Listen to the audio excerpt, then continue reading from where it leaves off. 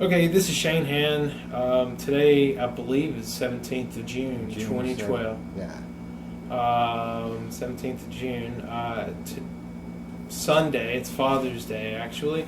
I'm here with my Uncle Russell Han, and we're just going to talk about the Han family history.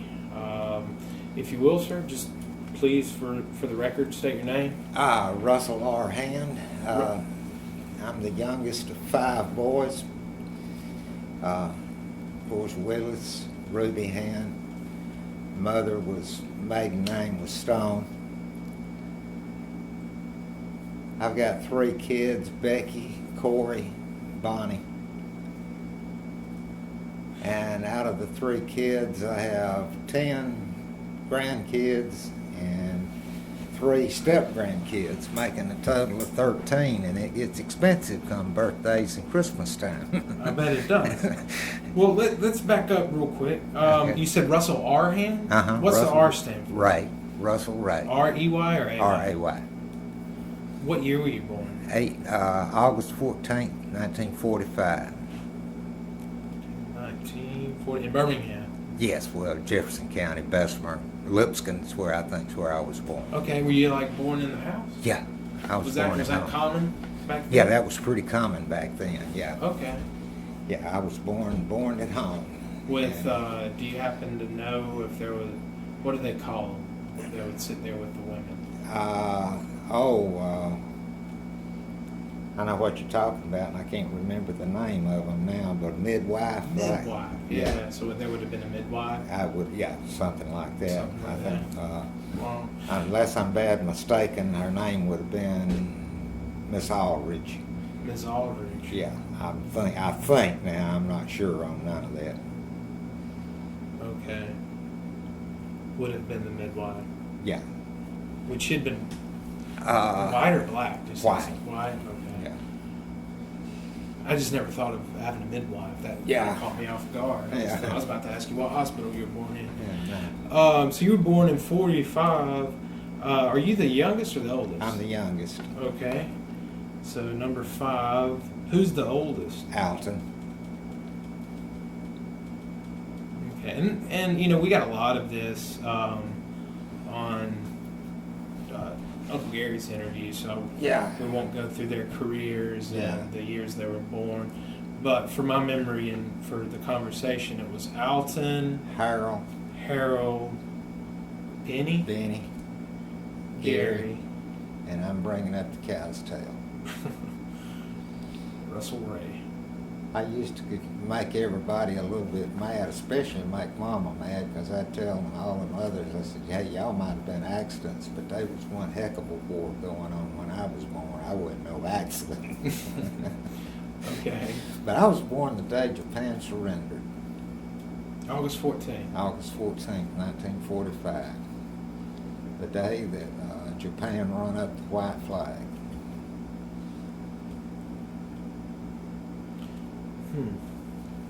Did they ever call did they call you Russell growing up or Russell Ray? Russell. Just Russell growing up. There were a couple people in the military, wasn't there? Everybody was in the military. Did Our you whole serve? family. Yeah, I was in the Navy for a short time. Okay. And about like your daddy, I wasn't in there long.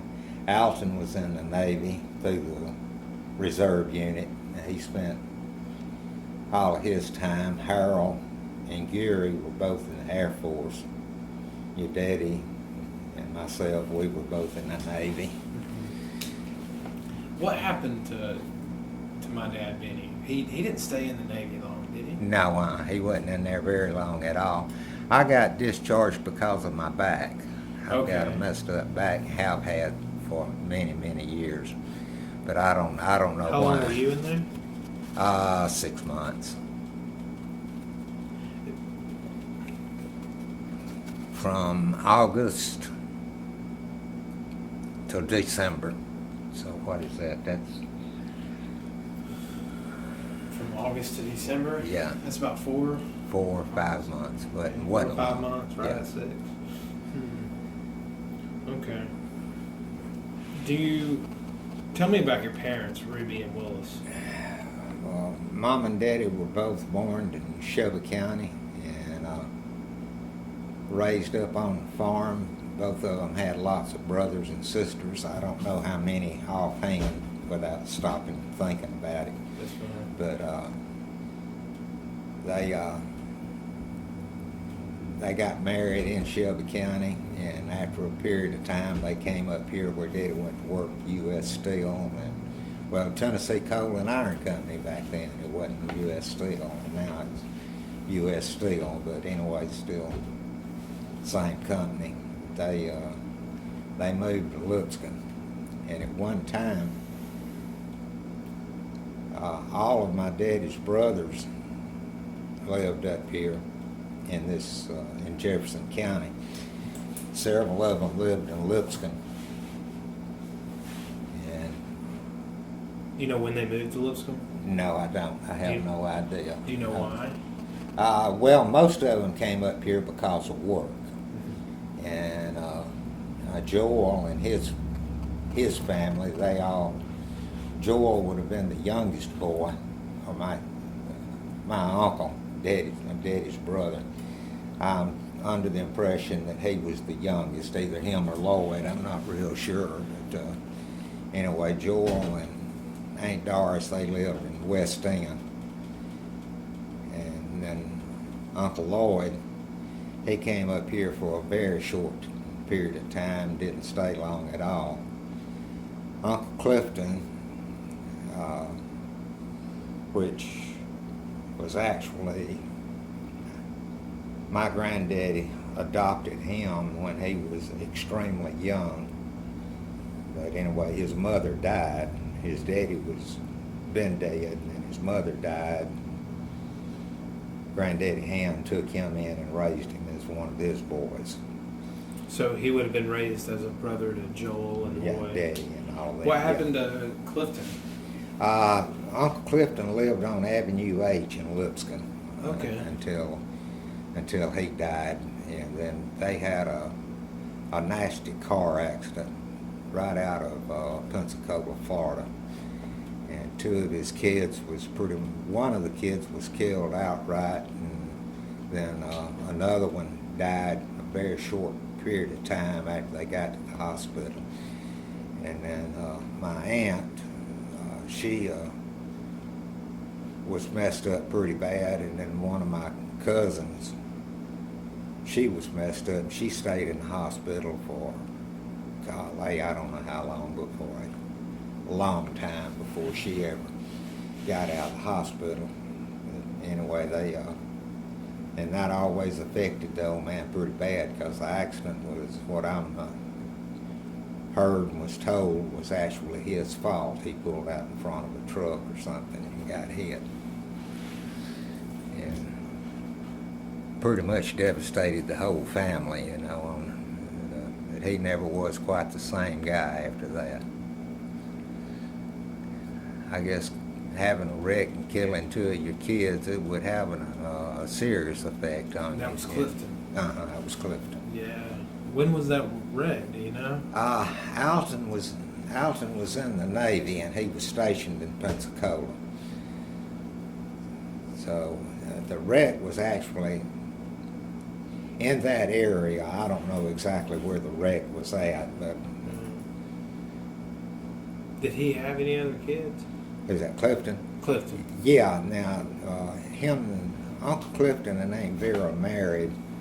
Her first husband died, and she had two boys, Sammy and James. James was, I don't know which one was old, but Sammy and James was both quite a bit older than what any of us were.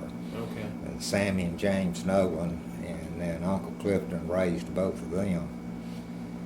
And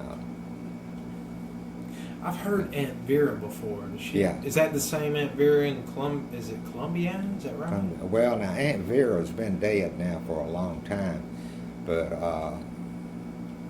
she. Now you talking about Aunt Vera or Aunt Viola? Viola. Yeah, Okay.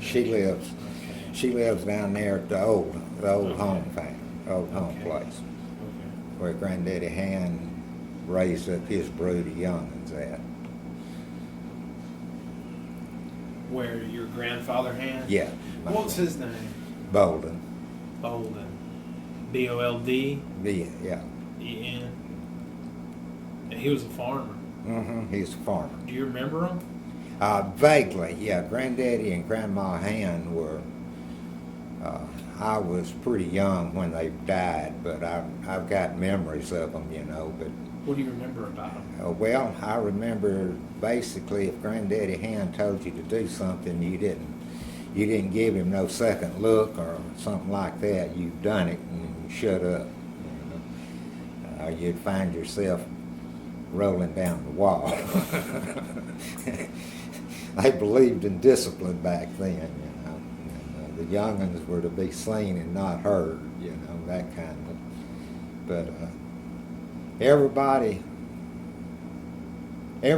liked him. To the best of my knowledge, Alton and Harold both talk about liking to sit around and talk to him. But I was really small at that point in time, and I was scared to death of him. You know? Okay. The only thing I wanted to do was just basically leave him alone. But, What did Alton or Harold tell you about him later when you got older? they said that Granddaddy Han would just sit there and talk with them, just carry on a conversation with them. But I wasn't big enough to participate in anything like that. So, Right. you know, I was just one of the little kids running around out in the middle of the yard. Do you remember his wife's name? My grandmother, they called her Nanny. Nanny Han. Nancy, I'm thinking's what her name was, but they all called her Nanny. When did they pass? Good Lord have mercy. Well, you said you were young. I was young, yeah. So it would have been late 40s. Yeah, late 40s, early 50s at the most, you know, because I was little, but I've got vague memories of them. Right. That Mama's mother, your grandmother, my mother,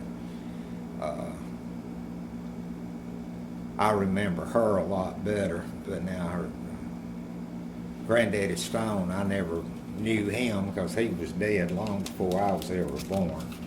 And then Grandma Stone, I was on up, I guess 13, 14, possibly 15. I don't think I was that old when she died. So I was up big enough. I remembered her pretty well, but that's about it. Well, I'll ask you about her, but quickly, Bolden Han, your grandfather and grandmother Han, they were still alive when their boys moved towards Birmingham. Yes. Okay. I'm wondering. It's a question you may not know, but does it seem like it might have been in the 1930s or during the Depression era that might have driven Willis, Lloyd, these guys towards Jefferson County to like Tennessee coal and iron, these sort of industrial jobs? No, it would have been after the Depression, and it would have been more of looking for a better living than what they had on the farm. Because they may have done well during the Depression since they had a farm. Farm, yeah. Okay. And to the best of my knowledge, none of them were really hurt. But now now Granddaddy Han had several brothers and half-brothers that would have all been in the Civil War. But now he would have been way too young to have been in the war. Now I'm not real sure what his birth dates are or nothing like that, but if he had have been alive, he would have been way too young to have been in the war. But anyway, he had several brothers and half-brothers that were in the war. Okay. So probably post-World War II then, like you were saying. Mm-hmm. Okay. Well, that period of time would have been the Civil War. Civil War. Civil War. Oh, yeah. that you were just talking about? Yeah, that I was just talking about. Okay. Okay. Now, if you tell me, you said you had a better memory of your mother's parents, your grandparents on your mom's side. Yeah, Grandma Stone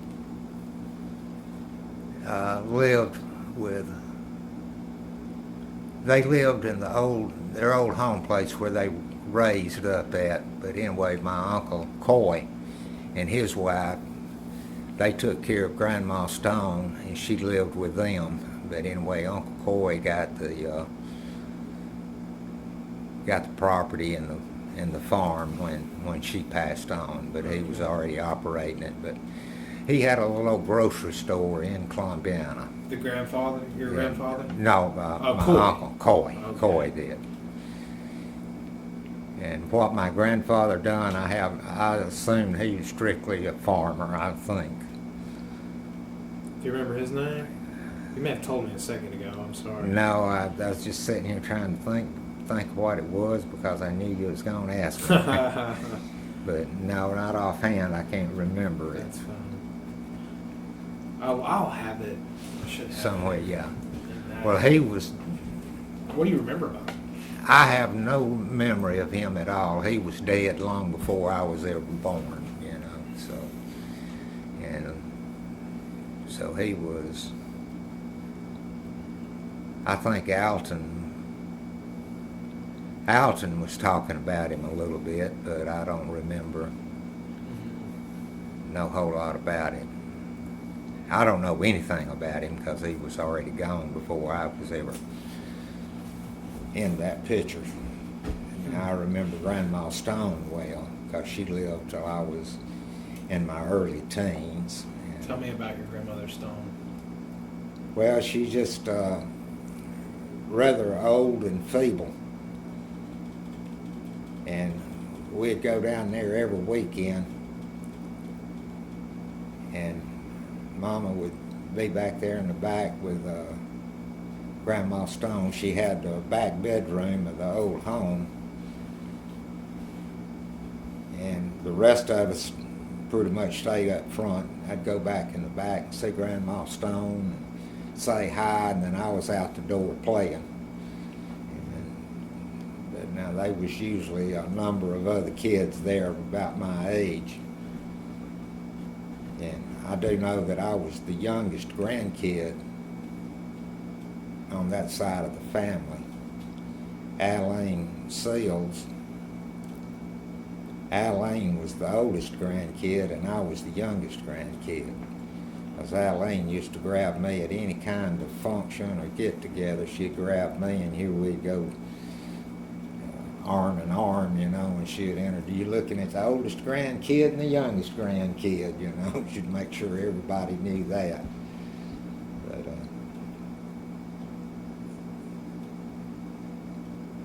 Grandma Stone was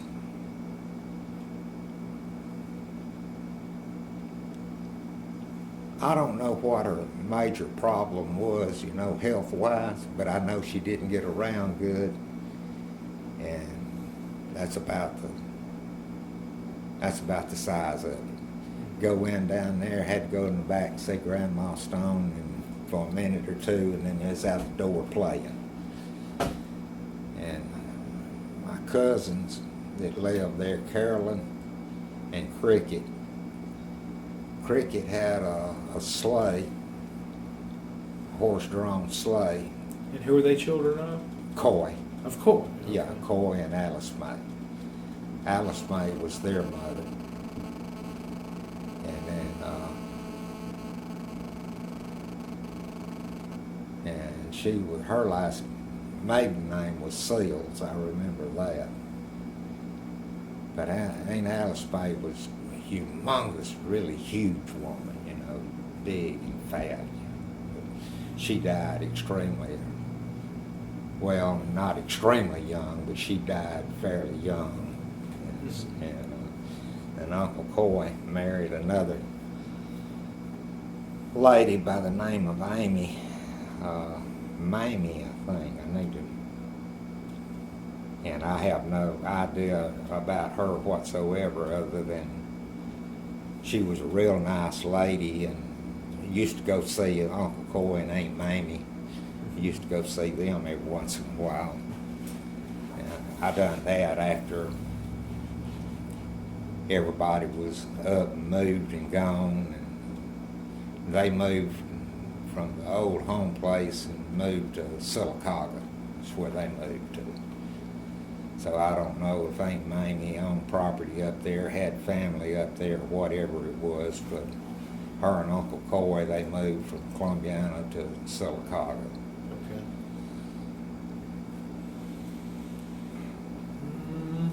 So,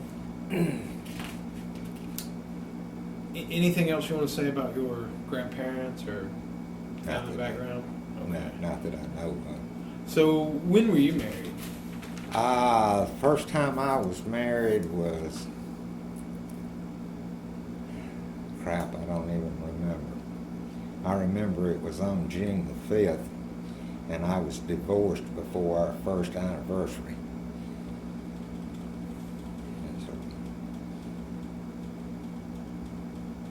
And then What was her name? Sheila Roberts was her.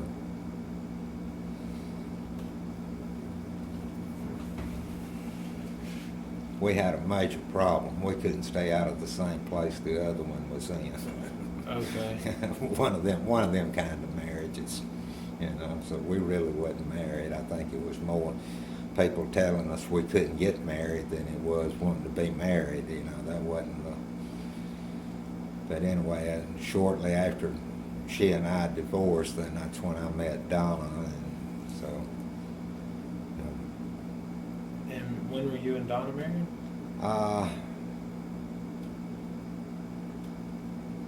April 21st, 64, I think. 64, 65, something like that. Okay. You don't have to tell her I didn't know that. Okay. I got it on tape. Oh, okay. Yeah. Blackmail coming. I'll email her the audio. Yeah. Where is she from? Hey, Donna. Jefferson County. Her daddy was worked for Woodward 40-something years with Woodward Iron Company, and then health reasons he had to retire, and then he lived a lot of pretty hard, tough years from health problems. 40-something years, and over there at that blast furnace, and then he was bad to drink. He done a lot of drinking. So Okay. between the blast furnace and drinking, his health, the last several years he was alive, you know, his health was pretty lousy, pretty bad shape. But anyway, her mother is just a ordinary housewife, nothing really special or anything. She's a nice lady and all that kind of stuff, you know, but to the best of my knowledge, she never done nothing really significant. Yeah. And you guys have 3 daughters, Mm-hmm. and Becky's the oldest. Mm-hmm. And when was she born? I don't know. Years or Yeah. decades. So she was born in the 70s. Yeah, she'd have been born in the 70s. I Early know that. 70s? Early 70s. January the 24th is her birthday, Okay. but it would have been in the 70s. And then we have Bonnie or Corey next. Corey. Corrie. Mm-hmm. And when was she born? Corey was born, or Becky was born the 28th. Corey was born the Becky was born the 24th. 24. Yeah, and Corey was born January the 28th. And I don't know the year. Mid 70s. Yeah, mid-70s. She's about 5 or 6 years younger than Becky is. Okay. And then Bonnie. Bonnie, yeah, Bonnie came along. I.E. or Y? I.E. And she is born in. Bonnie was born in March.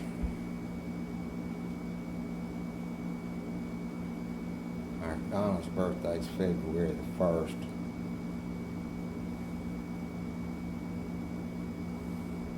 And Daddy's birthday is February the 15th.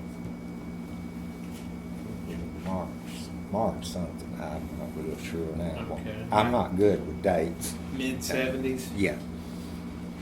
She was, I think, 6 years younger than Corey. Okay. I think she's 2 years older than me. Who, Bonnie? Bonnie. Bonnie is. And so that would put her like in 75, Corey in 74, and then Becky. And I could be completely wrong. Numbers stick in my head, and I don't always know why they do. Well, yeah. So, Well, they was about 5 years difference between each one. oh, of them. between each one. Yeah. Okay. And every time one of the kids would get up old enough to go to school, Donna would want another baby. So that's pretty much how that worked out. Okay. That's fine. And what are they doing today? Are they married? I guess so. One of yes. them got yeah. Yes, all three of them are married now. And Becky, we'll start at the top. Okay, Becky, her first husband was Stephen Patterson, and they had one child, Kayla. Kayla. Mm-hmm. Ella. Ella, yeah. K-A-Y-L. Okay. And then her second husband, Rodney Glass. She had 2 kids with Rodney, Okay. Nicole and Katie. Okay. 2 girls. Nicole and Katie. K-A-T. T-I-E. All right. And then this guy that she's married to now is Mark.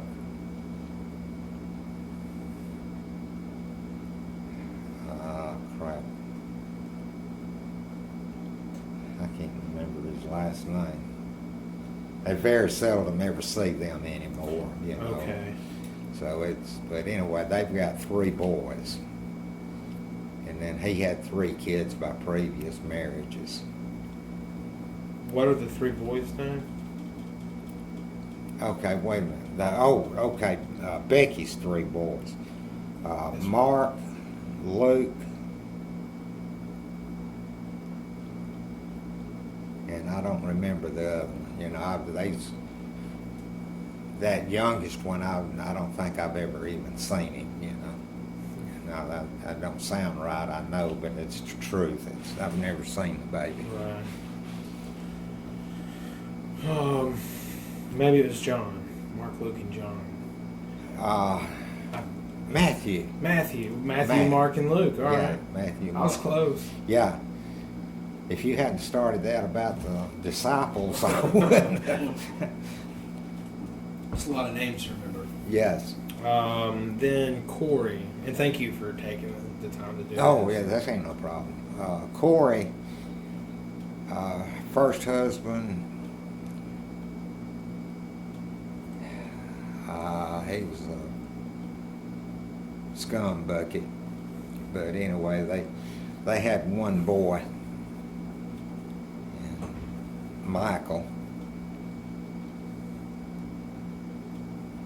And so Michael has just turned 15. Wow.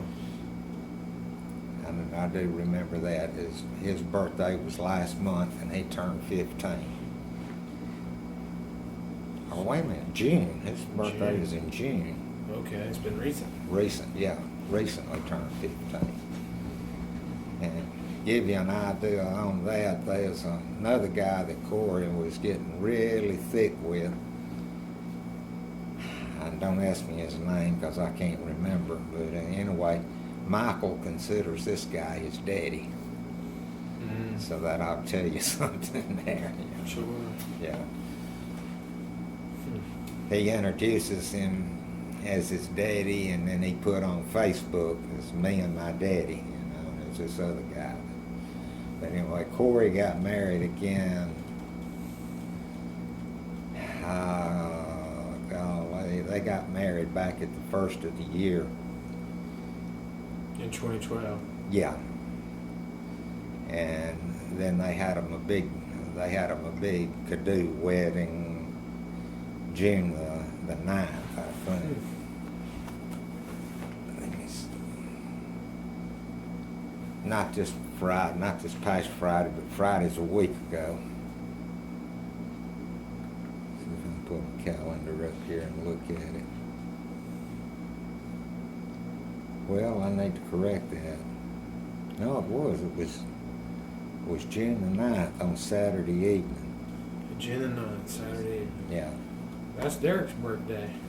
Oh, is it? June 9th, 1981. 1981. How old is Derek now? Well, now he is 31. 31.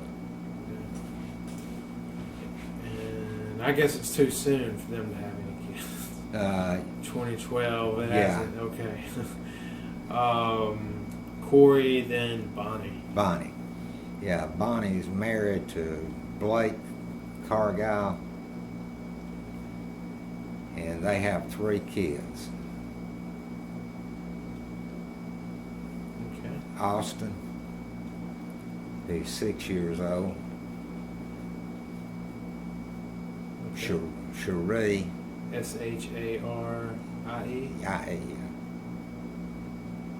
and Cherie is 4 years old. Okay. And Asa. ASA? Mm-hmm. And Asa is about 18 months, not quite 2 years old. Okay. Now there's about 2-3 years spacing between those kids. Right, I see.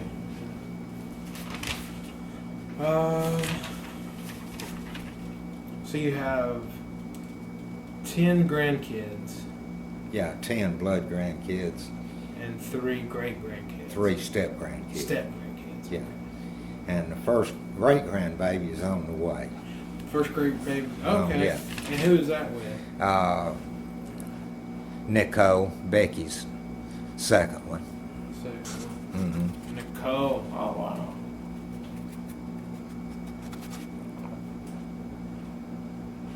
Man. A great that'd make you a great granddad Yeah, make me a great grandpa in a few months. in a few months. Well, congratulations. Yeah, thank you. Yes, sir.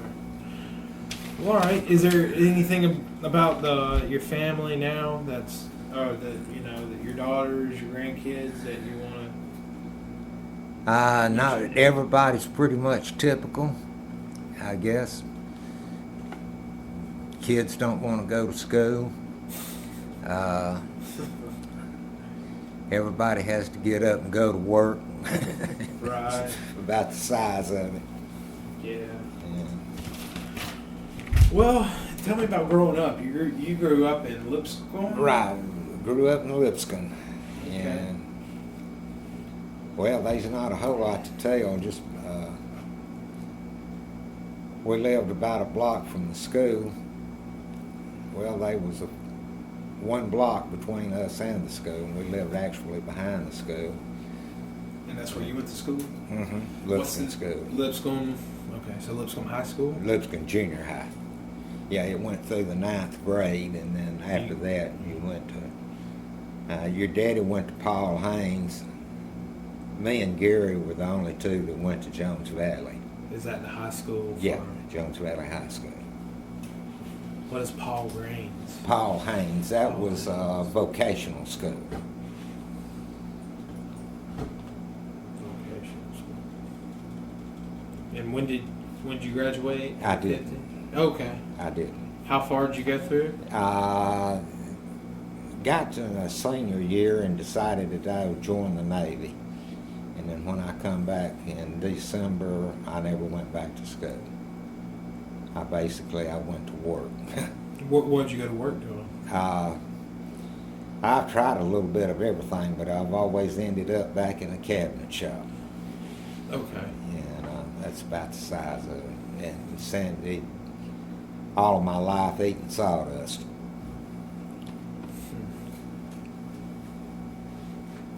Yeah, I think this is one of my earliest memories of you is in a cabinet shop. The cabinet shop. Yes. Yeah. Yeah, I stayed in the cabinet shop all of my life, eating sawdust, sniffing the paint and the glues, and that's a lot of my problems today is all the sawdust and paint and glue. Mm. And Respiratory problems. respiratory problems, yeah, emphysema. Mm. So it makes it fun sometimes, especially when you can't get no air. Yeah. Yeah. I can imagine. But other than that, there was nothing really significant about growing up in Lipscomb. Just a small community that everybody knew everybody, and so if you done something, all the neighbors knew who you was, and it wasn't going to be 5 minutes till your parents knew what you had done. So Small town. small town, yeah, small town, USA. Do you remember the sip and dip there? Yeah, that was the Santoras, the sip and dip. Yeah, They had the grocery store there. in yeah, Lipscomb. they had the grocery store. Which came first? Was it the grocery? The grocery store. Do you know about when they opened that up? Well, Was it what they call it? dadgum, I don't remember, but they took it over. Well, Wilbur Smith owned all of that, and he started that little old grocery store over there. And then the Santoras bought him out, and I'm going to say late 50s When they started it? when they started. I'm gonna say 59, maybe 60. It might have been 60. It might have been early 60s instead of the late 50s. And it seems like it was in the early 60s. Were the Santoras from there?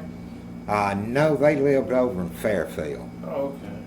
And then Johnny and Joe went to school with the rest of us going to Jones Valley.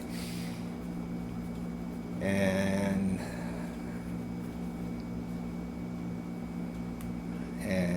their sister went to Catholic school.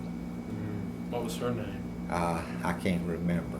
I know her when I see her, but Okay. Do you remember the Civil Rights Movement? Oh yeah. Okay. Civil Can you rights. tell me about it at all? Well, one of the biggest things is the and the day that the church was bombed up there in Birmingham, I was about 2 blocks away from it when that bomb exploded. You were. I sure was. And it shook the building big time that we were in. And I was wanting to go down there and see what was going on. But I was up there at a printing outfit picking up signs for our next day's march. Next day's march. Next day's march. What's that? The white kids was out protesting putting blacks in a couple of the white schools.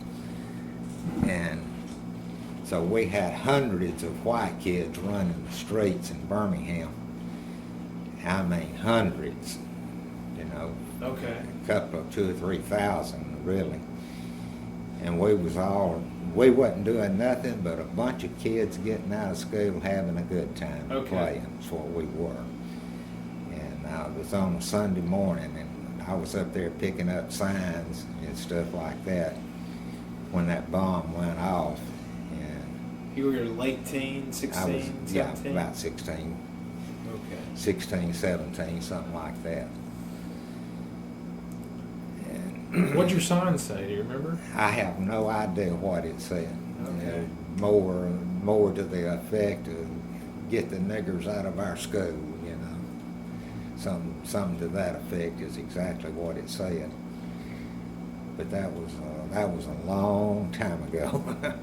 Yeah. And you said you were picking up signs for your next march. You guys had already had an earlier march? Oh yeah, we had been demonstrating for a full week. Wow. outside of Jones Valley? Jones Valley, every school that we had a convoy of cars, and Birmingham put police in a bus, and then there were several police cars, county and state, and they would follow us. You know, they wanted to know before how. Wait a minute, where are we going now, boys? Where are we going, youngins? Where are we going to this time? We tell them where we was going. That's what we had. One kid jumped out of the second-story window at Woodlawn High School to join our little group. It wasn't no little group, it was a dang big group. How many do you think you had in the group?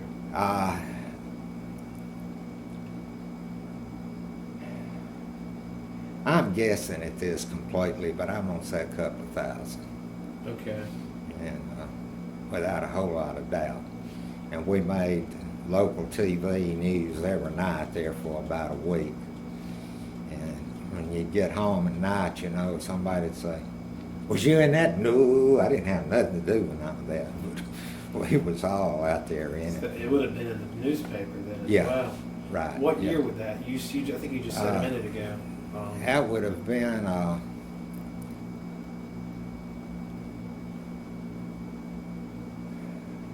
I'm going to say 62. 62? Yeah. What months about? September, October. September to October.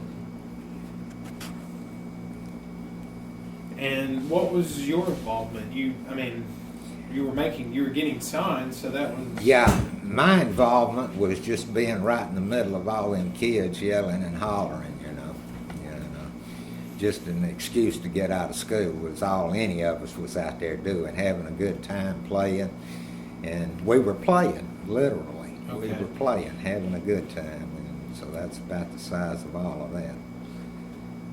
But anyway, that Sunday morning, I was up there picking up signs, and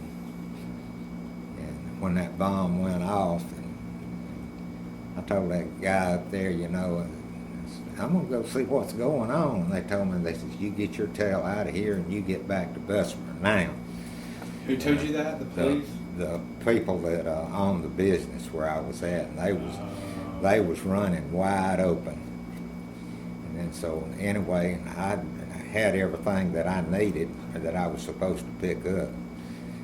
And of course, when I left there, I drove on down towards where the bomb went off, and they was blacks running every way in every direction in the world. They was Birmingham police flagging traffic, and he told me to get my tail out of there and get out of there now, you know. And so, you know, I saw the church within a few minutes after it had been bombed. But What did you think? I was just sitting there looking, you know. I mean, I was 16, maybe 17 years old, and I wasn't real sure what was going on, you know. So maybe it was, yeah, I'm gonna say 62, September of 62. But we shut the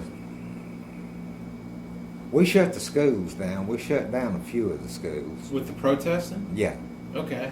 And Do you remember any schools that were shut down in particular? well, they took the football team at Jones Valley and put the football team up there blocking the doors at Jones Valley to keep us from entering the school, you know. And that's kind of like you've got about 14 of us there that's from Jones Valley.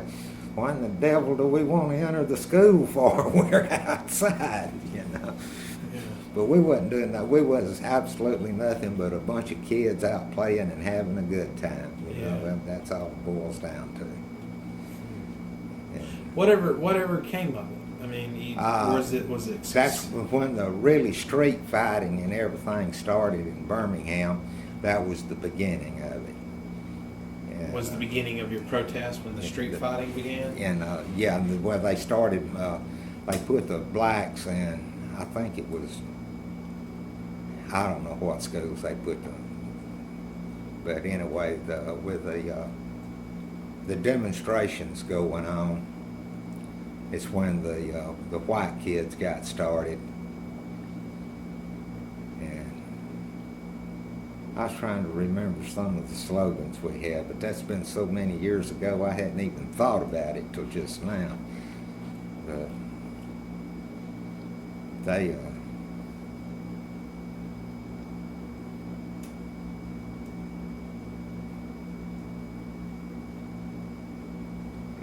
what I said earlier, we was absolutely nothing but a bunch of white teenagers out there having a good time and playing with a reason to get out of school, and we took it.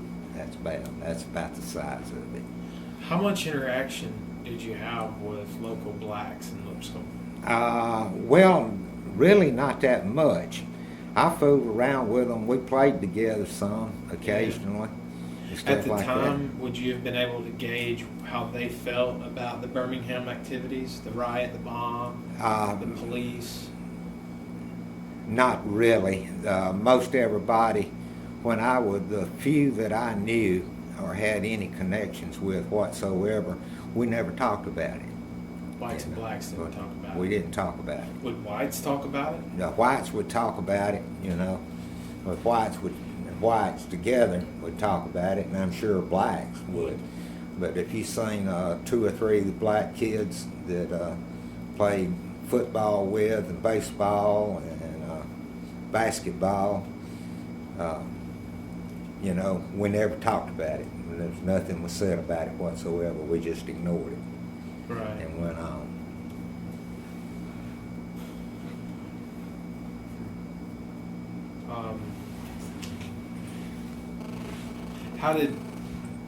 What did the people that you would have had contact with, how did they feel about with the dogs and the water hoses and the marching, and because there was a lot of activity there? Yeah, there's a lot of, there was a tremendous amount of activity going on.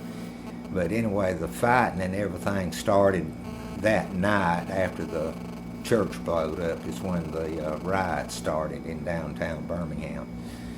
And of course that put a stop to our running around, and that brought a quick end to that. Was that a scary time for folks when the riot started? Yes, it was. Not knowing what was going to be happening next. The city of Lipscomb had 3 full-time police officers and 2 or 3 part-time police officers, or reserve police, or not reserve, but part-time police.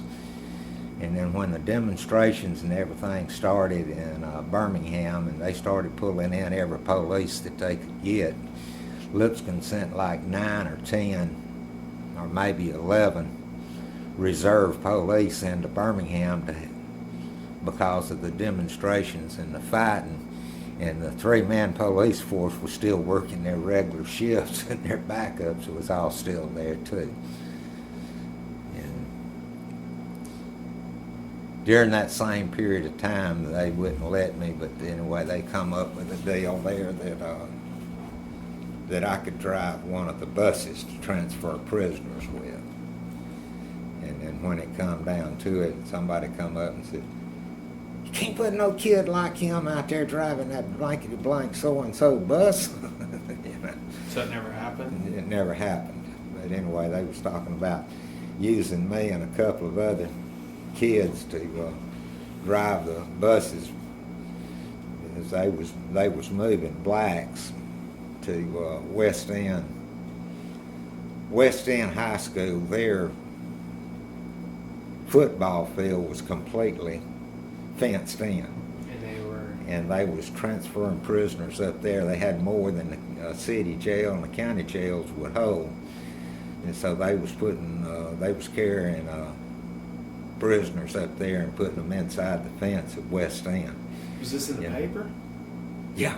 Yes, a lot of this stuff was in the paper, and that's where it was talking about using me and 2 or 3 other kids to drive them school buses, and because they was transferring them on school buses. That's how many people was getting arrested day and night. So there was a lot of arrests made. Did you happen to know Delilah or Fred Raymond? Yeah. I think this may have been during that period, and haven't been able to follow up on an interview with her. But she mentioned, I think she was young at that time. Yeah, she was a good bit younger than what I was. And going to like church in caravans. Mm-hmm. Do you remember any of that? And they were like, well, as kids, they would have them hiding below in case there was any violence. Well, is that yours? No, sir, but I'm gonna get. Would you like a cup of coffee? Yeah, I'll take it. Go ahead. I'll listen. Do you need a break? No, here in a few minutes I'll go outside and smoke a cigarette. Okay. But I remember different ones talking about some of that stuff, but that was all hyped up. Was it the Yes. fear or the memory? The fear and everything. You know, they was worried about all the fighting coming this far down, and all the fighting was in Birmingham. Okay. You want to walk out and smoke? Yeah. Let's walk around and smoke.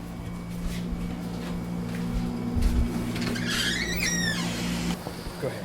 I said, I remember them talking about it and going in groups and stuff like that. But they wasn't nothing to it. It was a bunch of people that was getting a little bit going overboard with it, Mm-hmm. you know, with it taking it to extremes. And now the white kids, all of our fighting and marching and playing come to an end the Sunday morning that church blowed up.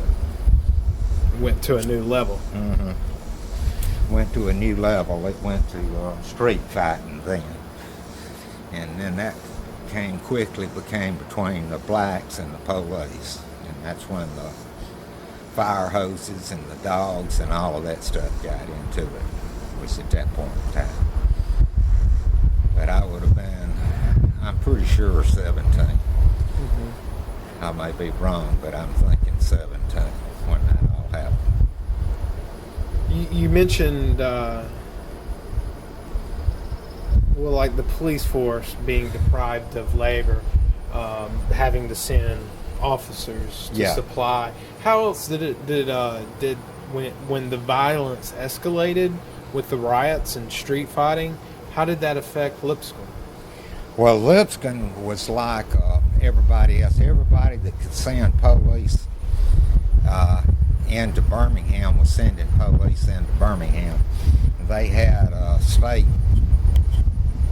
guys and everything out here trying to teach these men going into Birmingham what they could be expecting and what to be looking for and all that kind of stuff. And then the fire hall in Lipscomb was one of the places they used for a training type deal.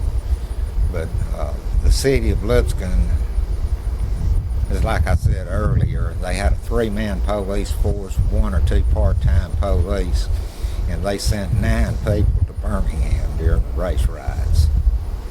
But the riots started that Sunday evenings when the fighting and everything started.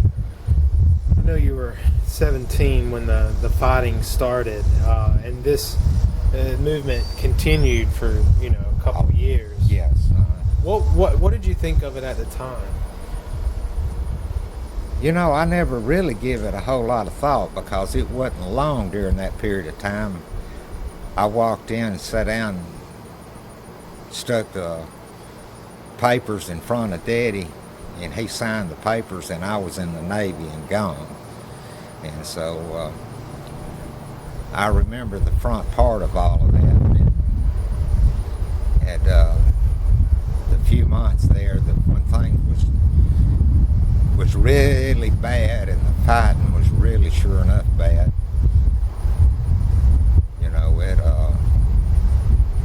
I remember a lot of that, but shortly thereafter I was in the Navy and I was gone, so what all happened and a lot of stuff that happened, I wasn't even around here during that period of time. That was in, early to mid to late 60s, most of the 60s, I guess you could say. Yeah. So we're 50 years, 40 years yeah. in retrospect. Yeah. Do you have any thoughts on it today? Well, Was it a good thing? I don't know. And whenever you're talking about stuff like that, it's never good. I know that. But I don't know what they could have done.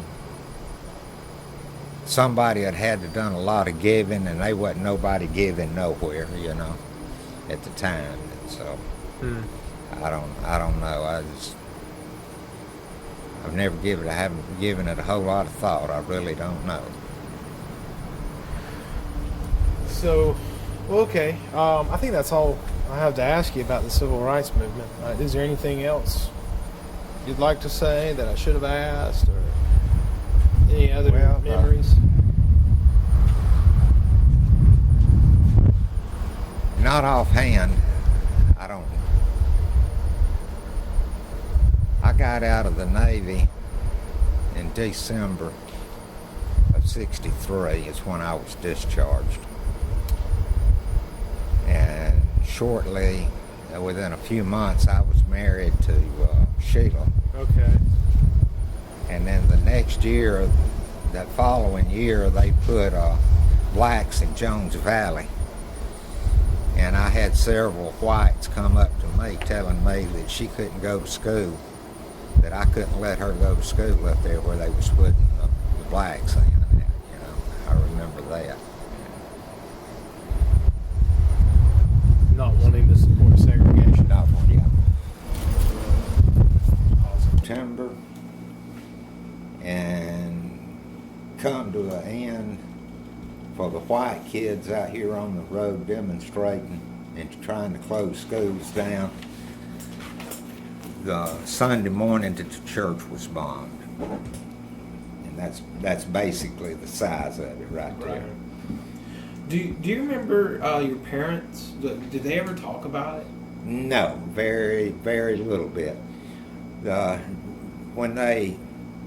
can tell you this too, I had a guy come to work with me, and this was 20 years later, but anyway, he was one of them that went to prison for killing Viola DeLuzo? Viola DeLuzo or something like that. And this was in Birmingham, during the race riots. And so you went to work with... Now, he went to work with me after he got out of prison. Went to work for you, working for you? Yeah. In your business? Yeah. And your business is... I was cabinet maker, installing cabinets in these houses out here. And one of the first jobs we went to was a black house. And here I've got the guy that's just with me that's just got out of prison for killing them. Okay. Tell me about that. That was an uneasy feeling, buddy. I'm going to tell you what, I was ready to get in and get out. Because he probably had... he was hated. Hated, yeah. He was known. He was well known, and he was hated by the blacks. How long did he go to prison? I think he spent about 20 years. Wow. So this would have been in the 80s. Yeah, this was in the 80s. This was after he had got out of jail. Do you remember his name? No, I don't. I remember his son, because his son was a state trooper. Oh, wow. And it was basically because of his son is the reason I give his daddy a job. And nobody wanted to hire him for the simple reason he was had been convicted of the murder plot and all of that for killing the woman. Okay, killed a woman. Yeah. So he didn't have any sort of sympathy from the white community. Yes, he did, but it was kept very quiet. Everybody kept their mouth shut, and nobody said anything. But they would be an occasional, there'd be somebody that had come through the shop, and they'd look up and they'd say, "Are you so-and-so and so-and-so?" And they'd say, "Yeah, why?" And they we just wanted to know, so we were just curious, This kind of, they had a lot of that type of stuff going on. But how long did he work for you? he didn't stay with me but for a few months, and then they moved him.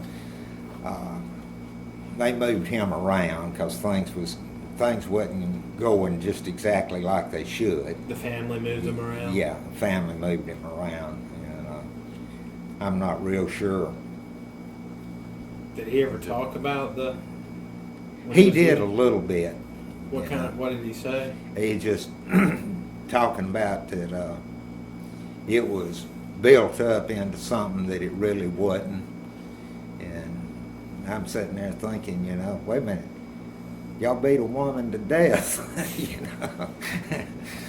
But so I don't know, other than he talked about it some, but not very much, and then a couple of the times when white people would come in wanting to know if he was who he was and this sort of thing, and he'd tell them, yeah, that's who I am, and they usually just smile and walk out, that's usually what they would do, is literally smile and walk out. One of the guys, one of our old neighbors, was on the front page of the Birmingham News, and they had warrants. If anybody knew who these people was, please notify the Birmingham Police Department. We want to arrest them. And that was one of your neighbors. One of our neighbors. When was that? This was this was in the Freedom Riders. Do you remember The Freedom that? Riders. Yeah. So they would have been in the early '60s. Yeah. What was the neighbor's name?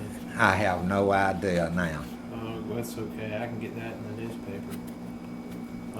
Do you know about when, the year, the month? No, I sure don't. All I can tell you is it was when the Freedom Riders were coming through Birmingham. Yeah, and the day that they had the encounter in Birmingham. Yeah, but anyway, his picture was on the front page, wanting to know if anybody knew him and could identify him. They was 6 or 8 pictures on the front page that they was looking for somebody to identify him. But anyways, it is one of our neighbors. Did you guys call anybody? No. No. Okay. Lord, Did they no. find them? I don't think they ever found them. To the best of my knowledge, they didn't find them anyway. Do you remember the Freedom Riders coming through? Yeah. I was pretty young when all that happened, but yeah, I remember the Freedom Riders coming through. They had quite a reception in Birmingham. They had one hell of a reception when they got to Birmingham. And so it's changed drastically today. Yes, it has. Well, do you remember, this is related, but sort of a side topic, do you remember when JFK was killed? Yes, I certainly do. I left Birmingham on the day that John Kennedy, November the 20th, 1963. When I left Birmingham, I knew he had been shot, and I didn't know he was dead until we got to Dallas, Texas. Wow. And we landed in Dallas, and that's when I found out for sure that Kennedy was dead. What were you doing in Dallas? I was on my way to San Diego. The military? The military, yeah. And you were almost out by then. Yeah, I had about a month to go. And I was in what they call OGU, outgoing units. Okay. And I had to go back to San Diego. And so, but anyway, we landed in,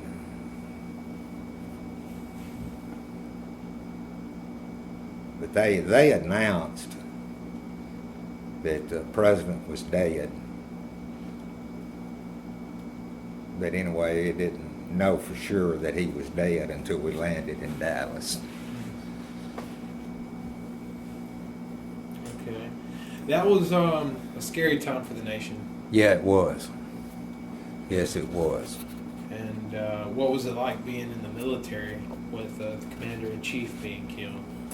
Well, that was also a time that nobody talked about it.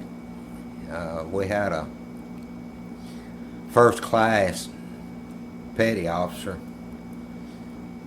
that pretty well made it clear to everybody to keep your mouth shut and do your job. And that was it, period. When was the first time you voted? The first time that I voted was when I turned 21. Okay. And Who'd you vote for? I'm going to be honest with you, I can't even remember. I don't even know who. Would it been Republican? Did you ever vote Democrat, or you? I voted Democrat, yes. The early years I did vote Democrat, and then I changed over to Republicans, and I'm going to say the 90s. Late 80s, early 90s, something like that. Okay. I So changed Bush. yeah, I changed over when I'm just sitting here trying to think what. Yeah, I'm gonna say late 80s. I might be wrong on that, but that era anyway. How about your dad? Did he vote? Yeah, Daddy used to get mad at me. He'd tell me, he says, "Well, I just killed your vote, boy." Okay, that's funny. Yeah. So Didn't do you no good to go to the polls because I just killed your vote. So Willis Hand. Yeah. He's a Republican. He was a Democrat, die-hard Democrat. Oh, okay. Daddy was. Okay. Oh, this would have been the later years. Later years, yeah. When, Get your vote. Okay. yeah, I was changing over and thinking like Republicans are thinking, you know, and all of this kind of stuff. That Daddy was die-hard Democrat. That's all it boils down to. It didn't matter who the Democrats run or what the situation was. Daddy was going to vote Democrat. Did your mother? Did she ever vote? Not that I know of. Mama never voted. Okay. And as far as I know, Mama never voted and never even wanted to.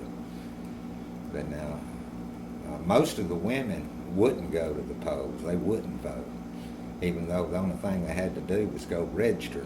They Mhm. wouldn't. They literally wouldn't. They wouldn't go register.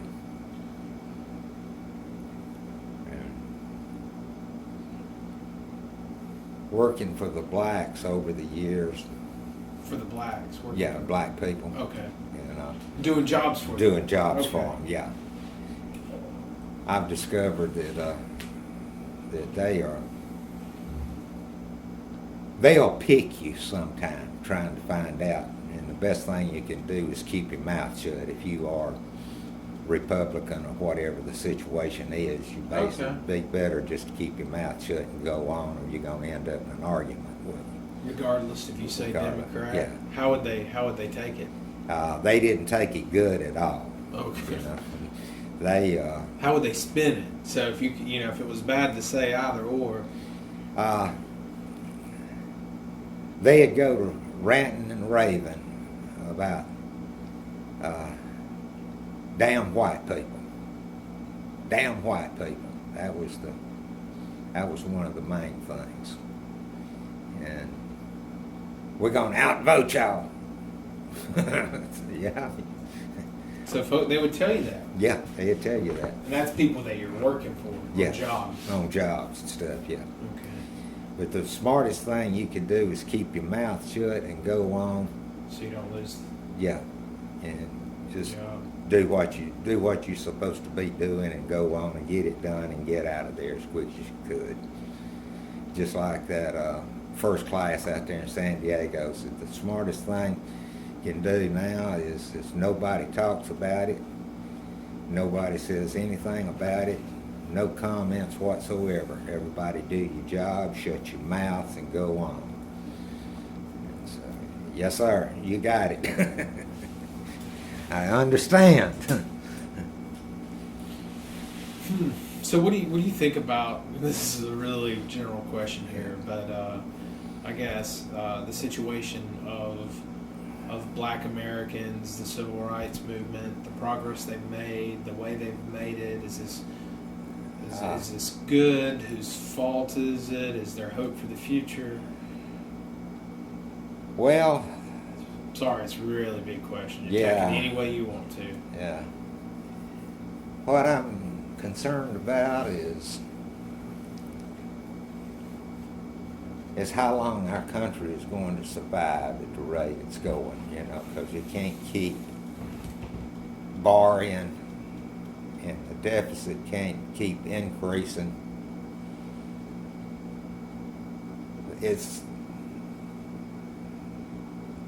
There's got to be an end to it somewhere. Or the way I feel about it, the way I think about it, it's got to end somewhere. And some of that money has got to. Do you think race is still a problem in the United States? Oh, Lord, yes. Race is still a problem in the United States. For whites and blacks? For whites and blacks, yes. There is absolutely no doubt whatsoever on that, and anybody that says any different is not in the real world. But yes, there's a lot of problems with the whites and blacks today. A lot of problems. And racial tensions are still awful strong. What do you think about President Obama? Not much. Do you know anybody who voted for him? No, I don't.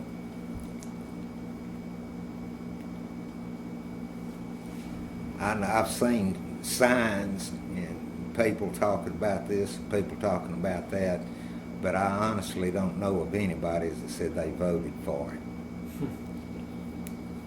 But he won hands down, so somebody had to have voted for him. Who are you voting for in November? Romney or? I'm gonna be quite honest with you. If I vote, it'll be for Romney. I may not even. I don't like Romney by no means. But I don't want to see Obama back in office either, but I don't want to see Romney in there, so there's just, Yes, sir. I literally may not even vote. Well, we're at an hour 15, or almost. Is there anything from yesteryear to today that you'd like to say for the record, or that I haven't asked? Not that I know of. Okay. Well, I'll be around if you Come up with something. Okay. Yes, sir. Uncle Russell, thank you so much for your time. You're welcome, buddy. Yes, sir.